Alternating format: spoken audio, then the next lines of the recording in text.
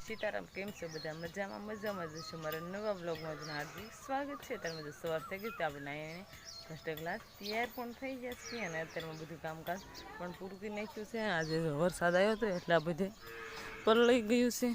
બધા ઢોરને જાળમાં બાંધ્યા છે તો આલવા બહાર ફેરવી નાખીએ અને વરસાદ પણ બહુ આવ્યો હતો એટલે નીણ પણ બદલી ગઈ છે. થોડી સેપી નાખી હમણાં વાડી હાલ બધું જાંબુડા પણ બહુ પાકી જશે.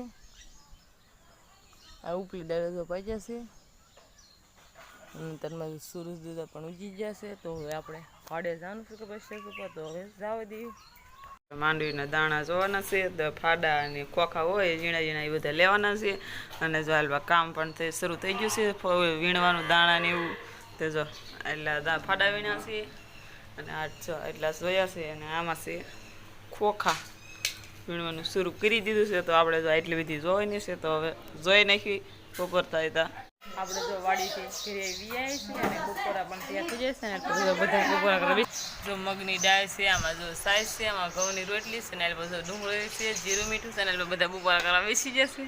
તો આપણે પણ બપોરા કરી લઈએ. બપોર પછી આપણે જો વાડીએ જતા ઝાડના પૂળા હતા એ થોડાક એ સુકાઈ જતા તો આપણે વાડીએથી ઘરે હારવાના હતા તો બે લાયરી આપણે હારી નાખ્યા છીએ અને વરસાદ ન આવે એટલે આપણે હારી નાખ્યા છે અને બધા હારી અને આ બધી ઓઘા કરી નાખ્યા છે.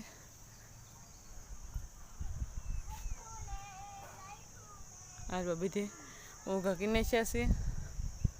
અહીંયા જો વાડીએથી હારી નાખીએ એટલે ઓઘા કરી નાખ્યા એટલે વરસાદ આવે તો કાંઈ પલળે નહીં. અને આપણે પછી ઝાડ વાઢવાની હતી લીલી તો લીલી ઝાડ પણ વાઢી નાખી છે અને અત્યારે દી આથમી ગયો તો પછી આપણે ઘરે આવી ગયા ત્યારે દી પણ આથમી ગયો છે.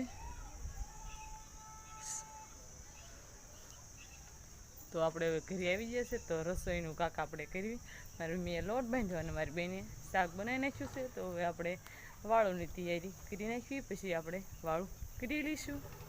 વાળું તૈયાર થઈ ગયું છે ને બધા જો વાળું કરવા બેસી ગયા છે.